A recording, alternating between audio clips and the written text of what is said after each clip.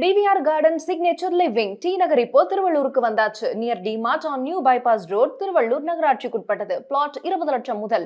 Contact 9955518814. Health cafe நேயர்களுக்கு வணக்கம். சித்த மருத்துவர் சிஎம் சதீஷ்குமார். இன்றைக்கி நம்ம என்ன டாபிக் பார்க்க போகிறோம் அப்படின்னாக்கா, நடுக்குவாதம், பார்க்கின்சன் சொல்லுவாங்க இல்லைங்களா, அந்த நோயை பற்றி தான் நம்ம இன்றைக்கி பார்க்க போகிறோம்.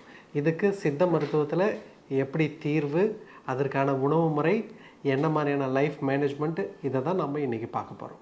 ஓகே, முதல் நடுக்குவாதம் அப்படின்றது என்ன? அதாவது நம்ம இந்த நடுக்குவாதம் நீண்ட நாட்களாக சித்த மருத்துவ குறிப்புகளில் இருக்குது, சரிங்களா? இப்போது நமக்கு பொதுவாக இதை ஆங்கிலத்தில் மோட்டார் நியூரான் டிசீஸ் அப்படின்றத சொல்லுவாங்க. இது அந்த தொந்தரவுனால நமக்கு ஏற்படுறது அப்படின்றத வகைப்படுத்துவாங்க. பொதுவாக இந்த மூளை இருக்குது பார்த்தீங்களா, இந்த மூளை தான் நம்ம உடம்புல இருக்கிற எல்லா உறுப்புகளையும், அனைத்து வேலைகளையும் கண்ட்ரோல் பண்ணுறது. அது என்ன பண்ணும் அப்படின்னா, ஒரு எலக்ட்ரிக்கல் இம்பல்ஸை ப்ரொடியூஸ் பண்ணும். இதை நரம்பு மண்டலம் கடத்தி அந்த உறுப்புகளுக்கு கொண்டு போய் சேர்க்கும். அப்போது அந்த உறுப்புகள் அந்த வேலைகளை செய்யும், சரிங்களா? இப்போ நம்ம ஒரு பொருளை எடுக்கிறோம் அப்படின்னாக்கா, நமக்கு அந்த மூளை இதை கைக்கு அந்த கட்டளை இடுது. அது நியூரோ டிரான்ஸ்மிட்டர், அந்த நரம்பு வழியாக கடத்தப்பட்டு அந்த வேலை செய்யப்படுது, இல்லைங்களா? இப்போ இவங்களுக்கு என்ன ஆகும் அப்படின்னாக்கா, இந்த நரம்பு செல்களில் சிதைவு ஏற்படும். அதாவது என்ன பண்ணுவோம் அப்படின்னாக்கா, மூளை இருக்கும். அந்த மூளையிலேருந்து முதுகு தண்டுவிடம் முதுகு தண்டுவிடத்தில் அந்த நரம்பு இலைகள் கீழே இறங்கி வரும், சரிங்களா? அந்த இடத்துல இப்போ அந்த நரம்பு இலைகளில் சிதைவு ஏற்படுது. இப்போ நமக்கு நியூரான் செல்ஸ் நம்ம பார்த்துருப்போம். நரம்பு செல்களின் அந்த வடிவமைப்பு பார்க்கும்போது மேலே மைல்னேட்டட் ஷீட்டுன்னு இருக்கும். அந்த உரை, பாதுகாப்பு உரை மாதிரி மேலே ஒரு உரை இருக்கும். அது என்ன ஆயிரும் அப்படின்னாக்கா, அழுத்தத்தினாலேயோ இல்லை ஏதோ ஒரு மன அழுத்தம் இருக்கும், இல்லை அவங்க எடுக்கிற உணவு முறையினாலேயோ, இல்லை அவங்களோட பழக்கத்தினாலேயோ, இல்லை ஜெனட்டிக் காரணங்களாலோ என்ன ஆகும் அப்படின்னாக்கா, இந்த மேலே இருக்கிற இந்த உரைகள் சிதைஞ்சிரும். அப்போ சிதையும் போது இப்போது ஒரு மூளை ஒரு கமாண்டை கொடுக்குது. அந்த கமாண்டை கொடுக்கறது அந்த நரம்பிலைகள் சிதைவு அந்த டேமேஜ் இருக்கிறதுனால அந்த அந்த கடத்தாது. அது என்ன பண்ணும் அப்படின்னாக்கா, ஒழுங்காக கடத்தாதனால உறுப்புகளுக்கு கொஞ்சம் கஷ்டம் இருக்கும். அது கடைசி வரையும் அந்த தகவல் முழுசாக போய் சேராது. அப்போது அந்த கைக்கு போதுமான பலமோ இல்லை அதான செயல்பாடோ ஒரு எஃபிஷியண்ட்டாக இருக்காது, திறமையானதாக இருக்காது. அதனால தான் நமக்கு முழுமையான தகவல் கிடைக்காததுனால கை கால்கள் நடுக்கம் ஏற்படுறது, சரிங்களா? இப்போ ஒரு பொருளை எடுக்க போகிறாங்க, அவங்கள பார்த்தீங்கன்னா நல்லா தெரியும், அவங்களுக்கு அந்த கை நடுக்கவே இருக்கும். அவங்களால தண்ணி குடிக்க முடியாது. சில டைமில் தண்ணி குடிக்கும்போது கீழே கைகள் உதற ஆரம்பிக்கும், சரியா? இது மட்டும்தானா அப்படின்னாக்கா, அவங்களால ஒழுங்காக நடக்க முடியாது. இது எந்த அளவு சிதைவு ஏற்பட்டிருக்கோ அந்த அளவு அவர்களுக்கு அந்த பாதிப்புகள் அவங்க உணருவாங்க. சிலரால் நடக்க முடியாது. ஏன் அப்படின்னாக்கா, அவங்களுக்கு அந்த கட்டளை ஒழுங்காக வராதனால அந்த பாதம் கீழே பதியுதா இல்லைன்றதே அவங்களுக்கு கொஞ்சம் கஷ்டமாக இருக்கும். ஸோ பாடியை பேலன்ஸ் பண்ண முடியாது அதாவது இப்போ நம்ம நடக்கிறதுக்கு நாம் முக்கியமான காரணம் என்ன அப்படின்னா, நம்ம ஸ்ட்ரைட்டாக நல்லா நார்மலாக நடக்கிறோம் அப்படின்னாக்கா, நம்மளோட உடம்பு இந்த புவியீர்ப்பு விசையை கரெக்டாக பேலன்ஸ் பண்ண கற்றுக்குது. அந்த சென்ட்ரு ஆக்சிஸை மெயின்டைன் பண்ணுது. அதனால தான் நம்மளால் கரெக்டாக நடக்க முடியுது. இப்போ இவங்களுக்கு அந்த மூளை செல்கள் சிதைவடைகிறதுனால இவங்களுக்கு என்ன ஆகுது அப்படின்னாக்கா, இவங்களால் கரெக்டாக அந்த பாடியை பேலன்ஸ் பண்ண முடியாது. இப்போது குடிகாரங்கள் இப்போ தண்ணி அடிக்கிறாங்க. தண்ணி அடிக்கும்போது என்ன ஆகுது? தண்ணி அடிக்கும்போது சிறுமூளை அவங்களுக்கு பாதிக்கப்படுது. அந்த பாதிக்கப்படுறதுனால அவங்களால நேரம் நடக்க முடியுதா? தள்ளாடி தள்ளாடி தள்ளாடி நடக்கிறாங்க, சரிங்களா? அதே மாதிரி தான் இங்கே நரம்புகள் சிதைவடைகிறதுனால அந்த பாடியை அவங்களால பேலன்ஸ் பண்ணி ஒழுங்காக நடக்க முடியாது. அவங்க கண்ணு மூடினாங்கன்னா கீழே உழுற மாதிரி அவங்களுக்கு ஒரு உணர்வு ஏற்படும். ஸோ அப்போ அந்த பாடி அந்த ஸ்டெபிலிட்டி மிஸ் ஆகிறதுனால அவங்க நடக்கும்போது பயந்தே நடப்பாங்க. அவங்களால முழுசாக ஒரு கான்ஃபிடெண்ட்டாக அவங்களால அந்த நடையை மேற்கொள்ள முடியாது, சரிங்களா?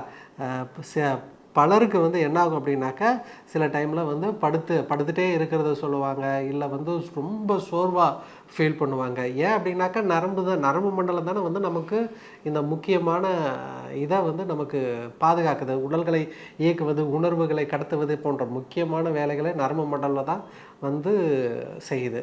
ஸோ அதிலே பாதிப்பு ஏற்படுறதுனால இது முடக்கி வச்சிரும்.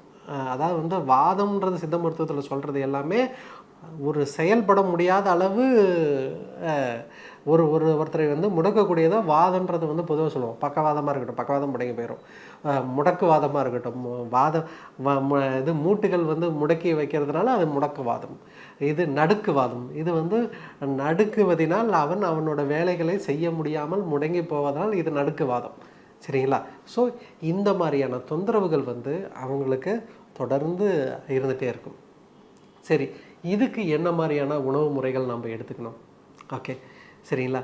இப்போது நமக்கு அந்த நரம்பு இலைகள் வந்து பாதிப்பு அடைகிறதுனால தான் வந்து நமக்கு இந்த பிரச்சனைகள் வந்து நமக்கு வருதுன்றது. ஸோ நரம்பை வலுப்படுத்தக்கூடிய உணவு முறைகள் வந்து கொஞ்சம் எடுக்கிறது வந்து ரொம்ப ரொம்ப நல்லது.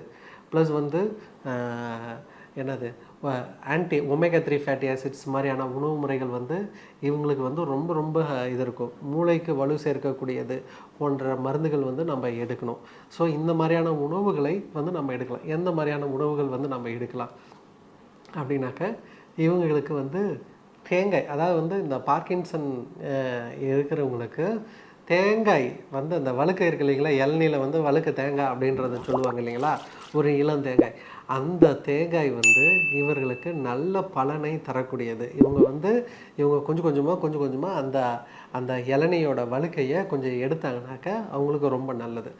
அது கூட வந்து வல்லாரைக்கீரை வந்து நமக்கு மூளைக்கும் இந்த நரம்பு மண்டலத்துக்கும் நல்ல பலனை வந்து தரக்கூடியது. அப்புறம் வந்து சிப்பி ஆஸ்ட்ரிச் நான் வெஜிடேரியன் சாப்பிட்றாங்க இல்லைங்களா, இந்த சிப்பி வந்து இவர்களுக்கு வந்து உண்மையிலேயே நல்ல பலனை கொடுக்குது. ஸோ இந்த மாதிரியான உணவுகளை வந்து நான் எடுக்கலாம்.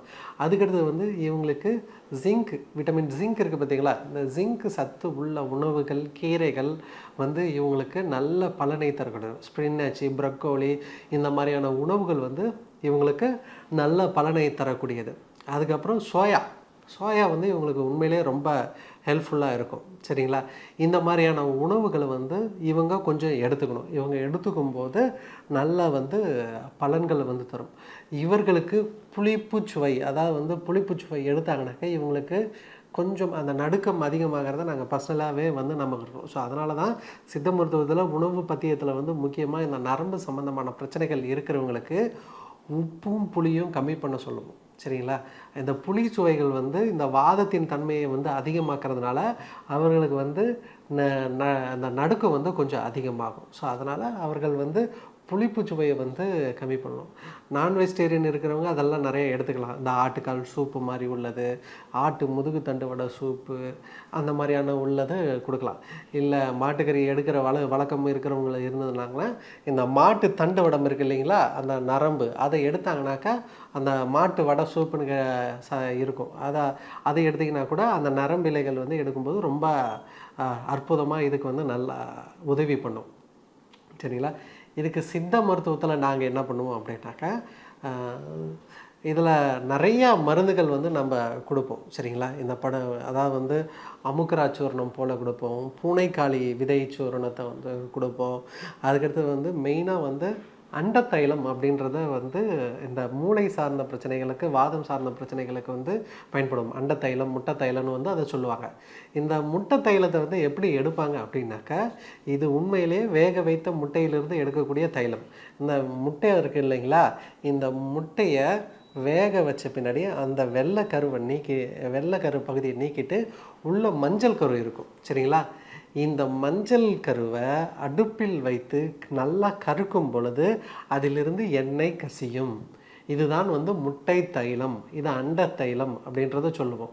இது வந்து உதாரணத்துக்கு வந்து இதை வந்து ஒரு ஸ்டெம் செல்லோடு நம்ம ஒப்பிடுற மாதிரி, நமக்கு உணவின் மூலமாக நம்ம உடம்புக்கு தேவையான ஸ்டெம் செல்களை உருவாக்குறோம் பார்த்தீங்களா, அந்த மாதிரியான தைலத்துக்கு இதுக்கான பண்புகள் உண்டு. இது உடலுக்கு நிறைய பலன்களை செய்யக்கூடியது. அதான் வந்து குழந்தைங்களுக்கு இந்த அண்ட தைலத்தை வந்து நாங்கள் நிறைய நோய்களுக்கு வந்து பயன்படுத்துவோம். அதாவது வந்து முகவாதமாக இருக்கட்டும், பக்கவாதமாக இருக்கட்டும், குழந்தைகளுக்கு ஏற்படுது இல்லைங்களா, சிபி சைல்டுன்னு சொல்கிறாங்க இல்லைங்களா, அந்த மாதிரியில் இருக்கிறவங்களுக்கு நாவாதம், அதாவது வந்து நாக்கில் வந்து சிலருக்கு வராது இல்லைங்களா, பேச்சு குளறல் ஏற்படுறது, இந்த மாதிரி இருக்கிறவங்களுக்கு நாவை பற்றிய வாதங்களுக்கு இந்த முட்டை தைலம் வந்து மிக மிக சிறப்பாக வேலை செய்யணும். இந்த மாதிரி பல விஷயங்கள் அலகுகளுக்கு பயன்படும். இன்னும் சொல்லணும்னா வந்து இந்த நரம்பு சிதைவு நோயினால் மஸ்குலர் டிஸ்ட்ரோஃபின்னு சொல்லுவாங்க, சதை அழிவு நோய் இருக்கு இல்லைங்களா, அந்த சதை அழிவு நோய்க்கு இந்த முட்டை தைலம் மிக சிறப்பாக இருக்கும். சரிங்களா, இதை தனித்தும் பயன்படுத்தும். இந்த தைலத்தை வந்து தனியாகவும் கொடுக்கலாம், சில மருந்துகளோடு சேர்த்து கூட்டு கலவையாகவும் வந்து பயன்படுத்துவோம்.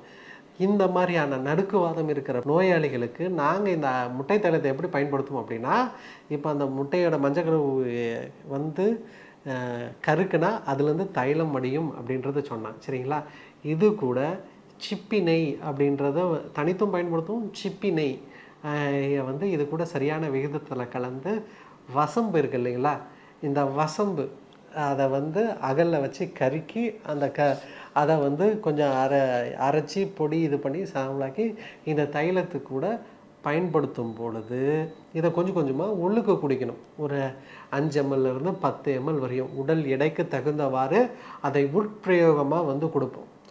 அப்படி கொடுக்கும்போது அந்த நரம்பிலைகள் அந்த பாதிப்பு நடுக்கம் உண்மையிலே நல்லா கண்ட்ரோல்ட் ஆகுது. ஓகேங்களா, அதுக்கடுத்தது வந்து இது கூட பூனைக்காளி விதை சூரணமும் வந்து பயன்படுத்துகிற வழக்கம் இருக்குது. இந்த நமக்கு லிவிப்ரில் இந்த எல்டோப்பா போன்ற மருந்துகளோட பேஸே வந்து பூனைக்காளி தான் இல்லைங்களா. இந்த பூனைக்காளி விதை சூரணத்துலேருந்து தான் இது ஆங்கில மருத்துவத்தில் ஃபிட்ஸுக்கு பயன்படுத்துவாங்க இல்லைங்களா. எல்டோப்பா, லிவிப்ரில் இந்த மாதிரியான மருந்துகளோட மூலமே இந்த பூனைக்காளி விதை சூரணத்தை பூனைக்காளி விதையிலேருந்து தான் பிரித்து எடுக்கிறாங்க. ஸோ அதை நம்ம டைரெக்டாகவும் நம்ம பயன்படுத்தலாம். அப்போ அதோட இது இந்த பூனைக்காளி விதை சூரணத்தில் கூட பூனைக்காளி விதை சூரணம் ப்ளஸ் வந்து அமுக்கரா சூரணம் இதை சரியான விகிதத்தில் கலந்து நம்ம இதை பயன்படுத்தும் போது அந்த நடுக்குவாதம் வந்து குறையும், அந்த அந்த நரம்பு செல்களோட பாதிப்பு வந்து கம்மியாகும். இப்போது நான் ரீசெண்டாக ஒரு பேஷண்ட்டுக்கு நான் கொடுத்தேன். அவர் ஒரு கிட்டத்தட்ட ஒரு 5-6 வருஷமாக இந்த நடுக்குவாதத்தில் வந்து பாதிக்கப்பட்டவர். கொஞ்சம் எழுந்து நடக்கிறது வந்து ரொம்ப கஷ்டமாயிடுச்சு. அவங்க டோசேஜ் வந்து ஆங்கில மருத்துவம் பயன்படுத்திட்டு இருந்தாங்க. அப்போ ஓரளவு கண்ட்ரோலாக இருந்தது. சரி, என்கிட்ட வந்து பார்த்தாங்க. அப்போ பார்க்கும்போது அவங்களுக்கு சில மருந்துகள் சித்த மருத்துவத்தில் நான் சொன்னேன் இல்லைங்களா, இந்த பூனைக்காளி விதை சூரணம், முட்டை தைலம், இந்த மாதிரியான சில மருந்துகள் வந்து கொடுக்கும்போது அவர் 1 monthல ஓரளவு அந்த ஆங்கில மருத்துவத்தையும் அவர் ஸ்டாப் பண்ணிட்டார். இதை மட்டும் எடுத்துக்கும் போதே அவரால் ஓரளவு நடந்து வர முடிஞ்சது. அவர் வந்து அந்த நடுக்கம் எல்லாமே கம்மியாச்சு, ஒரு நல்ல இம்ப்ரூவ்மெண்ட்டில் இருந்தார். அதுக்கப்புறம் அந்த மெடிசனும் அவர் வந்து ஒரு வாரம் ஸ்கிப் பண்ணிட்டார். அதுக்கடுத்து தான் வந்து என்னை பார்த்தார், வர முடியல அப்படின்ற காரணத்தினால. அப்போது அந்த மெடிசன் இல்லாத போது கூட அவருக்கு அந்த நடுக்கம் நன்கு குறைந்திருந்ததாக அவர் வந்து என்கிட்ட வந்து பதிவு பண்ணார். ஸோ நரம்பு சார்ந்த பிரச்சனைகளுக்கு சித்த மருத்துவத்தில் நல்ல தீர்வு இருக்குது. அதை நம்ம முறையாகவும் கரெக்டாகவும் ஒரு நல்ல மருத்துவரோட ஆலோசனைப்படி எடுக்கும்போது நல்ல இம்ப்ரூவ்மெண்ட் இருக்குது அப்படின்றத நான் உங்களோட பகிர்ந்துக்க விரும்புகிறேன். இதே போல் இன்னும் நிறைய மருத்துவ குறிப்புகளோடு உங்களை தொடர்ந்து சந்திக்கிறேன். நன்றி, வணக்கம்.